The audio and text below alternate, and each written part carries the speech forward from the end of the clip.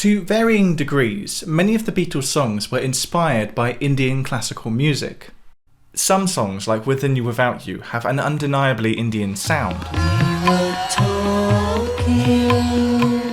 Whereas on other Beatles songs, the Indian influence can be less obvious. For example, the irregular use of meter in Here Comes the Sun is very much the product of George Harrison's obsession with Indian music.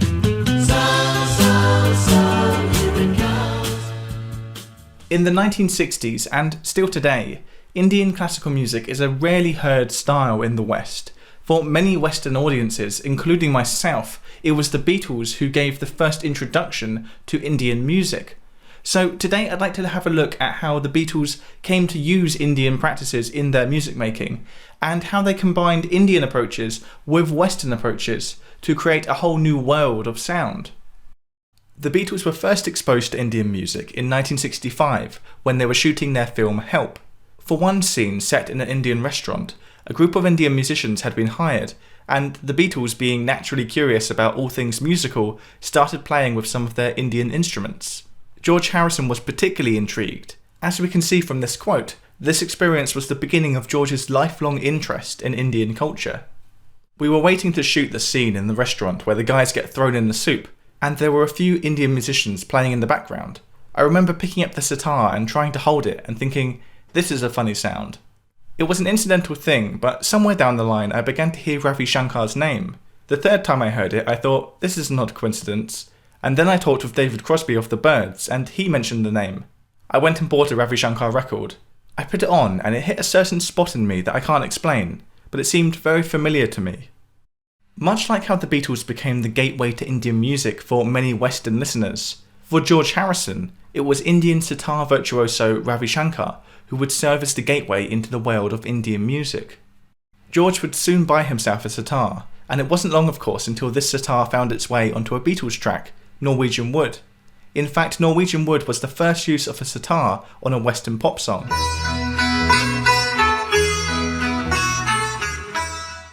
From this point on, Indian music became a major influence in George Harrison's songwriting. He would soon write Love You Too, which was the first Beatles track to fully embrace the Indian classical style. Not only did this track make extensive use of Indian instrumentation, like sitar, tabla and tambura, but the song's treatment of harmony, melody and structure was also heavily influenced by the Indian style. Rather than being based on a chord progression like most Western pop music, Love You Too is instead based on a static drone of one note. A tambura sustains a root note of C throughout the entire composition. This is very typical of Indian classical music. Indian classical music doesn't really have chords or harmony per se. Instead, one constant note is droned as a key center, whilst other melodic instruments will explore a raga above.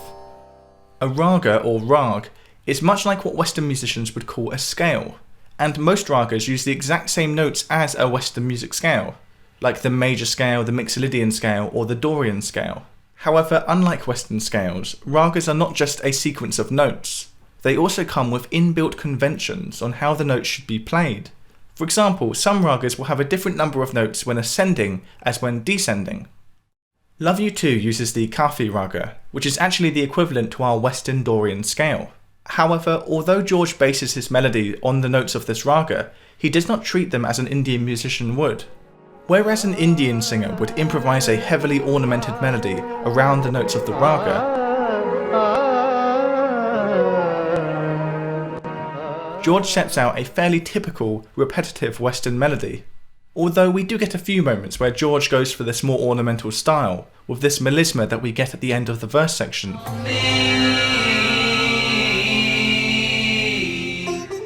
Another element of Love You Too, which is drawn straight from the Indian tradition, is its structure.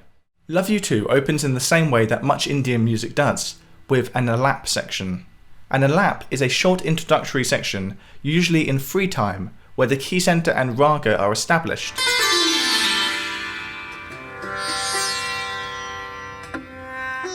This section is often followed by the gat. Although Indian classical music is usually improvised, it will sometimes feature a gat, which is a set pre-composed section, often sung by a vocalist. In Love You Too, the gat is basically what Westerners would call the verse and chorus. Each day just goes so fast.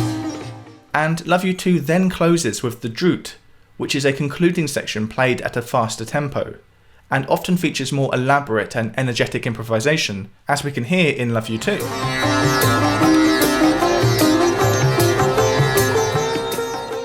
Although Love You Too's Droot section is particularly short, fading out after about only 20 seconds, whereas a traditional Indian Droot would last at least a few minutes. All of the Beatles showed an interest in Indian music and culture, but beyond George Harrison, it was John Lennon who was the next most interested, and his interest culminated in the groundbreaking track Tomorrow Never Knows. Like Love You Too, Tomorrow Never Knows is also based around one static chord centre, held down by a droning tambura throughout.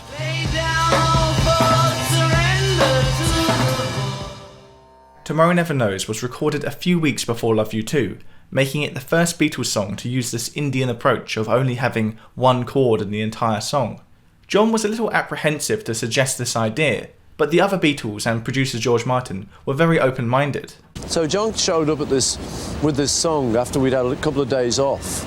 I remember being in Brian Epstein's house in Chapel Street in Belgravia.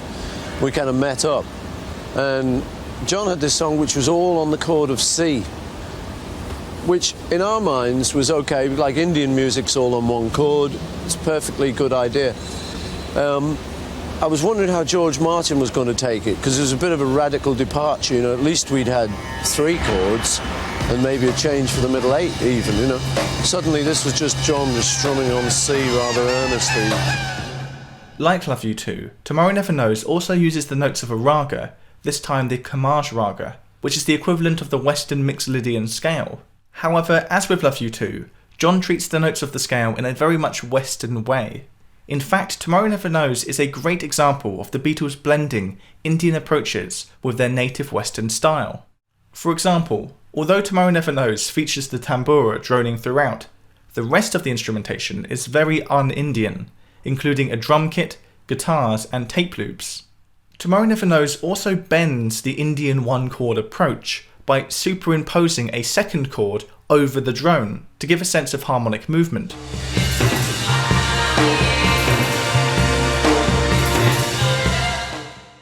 In fact, George Harrison also bent this rule in the same way on Love You Too. During the chorus of Love You Too, we once again get a B-flat chord superimposed over the drone.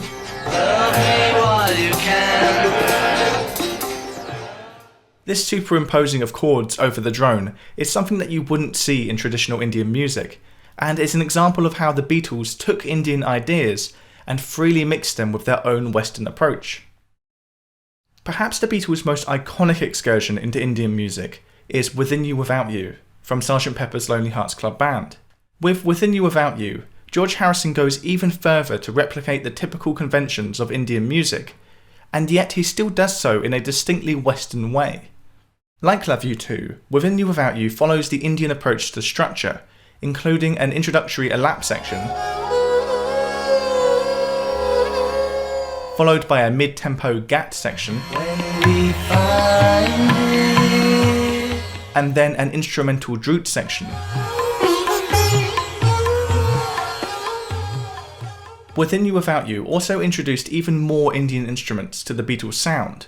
In addition to the tambura, sitar and tabla which had made appearances previously on Love You Too, on Within You Without You we can also hear dalrubas,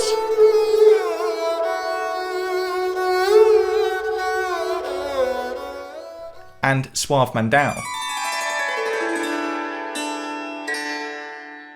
The song's melody is based on Raj Karmaj, the same scale used on Tomorrow Never Knows. And just like Tomorrow Never Knows, Within You Without You's melody is very much Western in style. As I mentioned before, melodies in Indian music are generally highly ornamented and melismatic. In fact, in this clip from Howard Goodall's Sgt. Pepper's Musical Revolution, we can hear what Within You Without You's melody would sound like if it was performed in the typical ornamented style of Indian classical music. We were talking,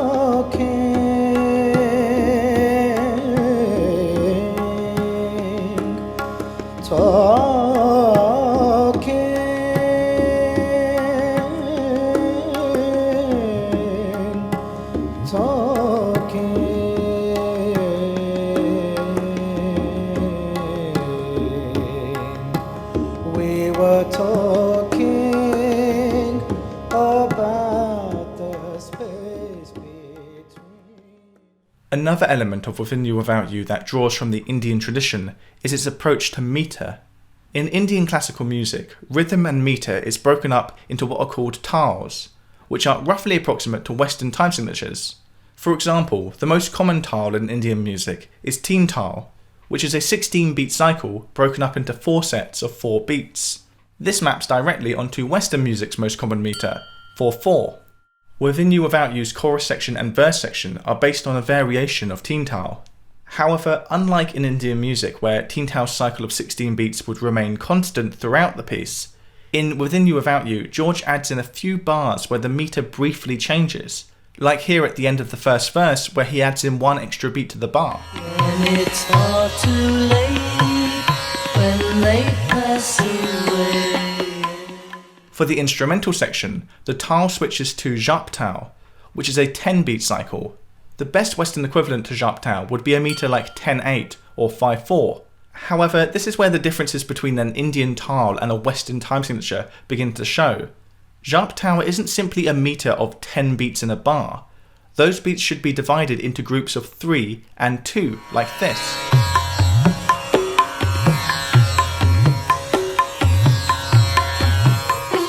So much like how a raga is not simply the Indian name for a scale, neither is the tal just an Indian name for a time signature. One of the Beatles' most Indian sounding records is The Inner Light.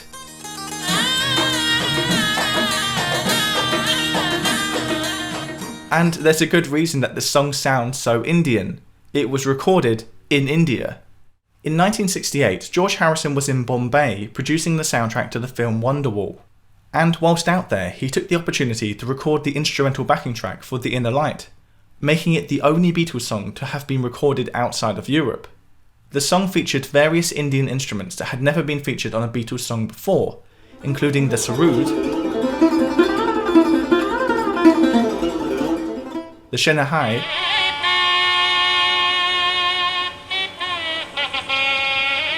and the pakhawish.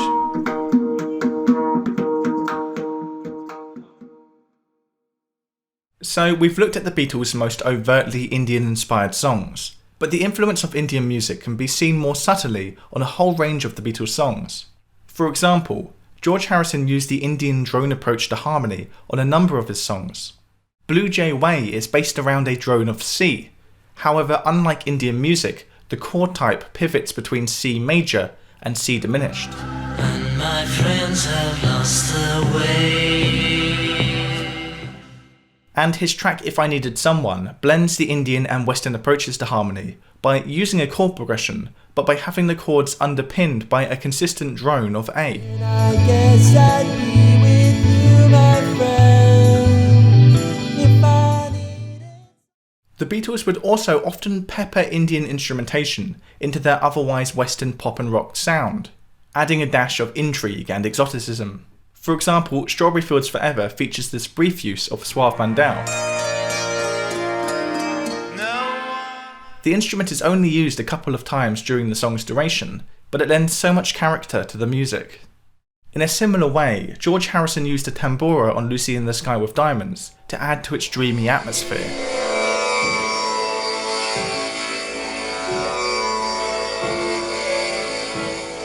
The tambura is the droning string instrument that the Beatles used on some of their Indian-style one-chord songs, like Tomorrow Never Knows and Within You Without You. However, as George addresses in this quote, because most Western songs feature chord changes and even key changes, a tambura can't usually be added on top because it can't change the chord that it's playing without being retuned. I particularly like the sound on Lucy in the Sky with Diamonds, where I managed to superimpose some Indian instruments onto the Western music. There were specific things I had written, like Within You Without You, to try and feature the Indian instruments, but under normal circumstances that wouldn't work on a Western song like Lucy, which has chord changes and modulations, whereas tamburas and sitars stay in the same key forever. I liked the way that the drone of the tambura could be fitted in there. On Lucy in the Sky with Diamonds, despite the chord progression, it so happened that a nice consistent drone of A would actually fit quite nicely with all of the chords in the verse section, so George was able to add the tambura to the verse of the song. Somebody calls you, answer quite slowly. Beyond this unconventional use of tambura, George also added a sarangi-esque guitar line to Lucy in the Sky, which follows John's vocals during the pre-chorus. As George explains here, a sarangi is a traditional Indian instrument which is often used to melodically mimic the vocalist in Indian music.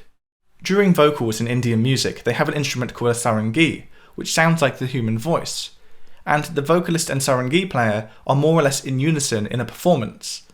For Lucy, I thought of trying that idea, but because I'm not a sarangi player, I played it on the guitar. I was trying to copy Indian classical music.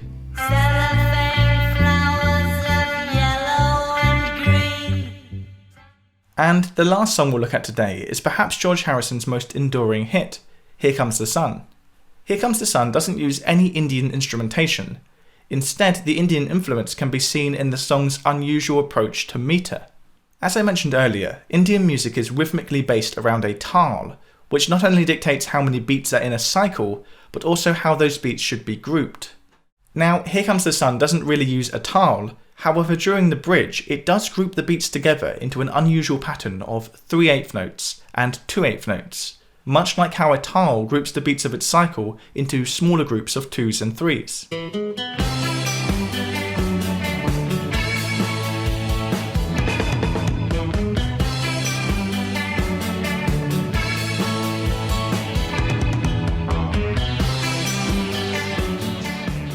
This repeating phrase is made up of 3 groups of 3/8 notes and 1 group of 2/8 notes, followed by a normal bar of 4/4, and then 2 groups of 2/8 notes and 1 of 3. This erratic use of meter is not something you would actually find in Indian music, but it's very much inspired by it. This is yet another example of the Beatles freely blending Indian and Western approaches to create something distinctly new. One of the elements of the Beatles' music which makes it so timeless and also so instantly recognisable is the way that they drew influence from such a wide range of places. You had the more obvious influences such as blues musicians and rock and roll musicians like Elvis Presley and Chuck Berry, but of course they drew influence from so many places, from classical music, from jazz and music hall, from reggae music, from country music, and of course, as we saw today, Indian music. It's this fusion of styles which gave the Beatles such a fresh and original sound, which is ironic considering that all they're really doing is taking elements from all different styles of music, all different approaches, and combining them together. It's another little key to open up the within for each individual to be able to sit and turn off your mind, relax and float downstream. And as always, a massive thanks goes to everyone who supports me on Patreon, including the names you see on screen right now, and Andre Sainz Diaja, Andy Deacon, Andrew Sussman, Austin Barrett, Austin Russell, Bob McKinstry, Boo Medell, Whitney Parker, Cameron Allvilla, Colin Aiken, Chris Cabell, Christopher Ryan, David Bennett is hot, David Rivers, Donald Howard, Dr. Darren Wicks, Elena Skorchenko, Eugene Leroy, FD Hodor, Greg Kabowski, Ilamo Latona, Hamish Brocklebank, Hernick Kutcher, Hugo Miller, Ivan Pang, Jake Fisher, J.A. Kokensparger, John Dye, Josh Sanderlin, Justin Vigor, Mark Saitera, Mark Siegenhagen, Max O'Keefe, Melody Composer Squared, Melanie Schonert, Michael Vivian, Nathan Lawrence, Nathaniel Park, Nick Chang, Paul Middleton, Paul Muller, Paul Pazel, Peter Dunphy, Richard Gride, Roger Clay, Sadia Carone, John Kennedy, Steve Daly, Stephen Lazaro, Tim Beaker, Trisha Adams, Tim Payne, Victor Levy, Vidad Flowers, Vladimir Kodakov, Volti, the Washington Shakespearean Festival, Waylon Fairbanks and Zay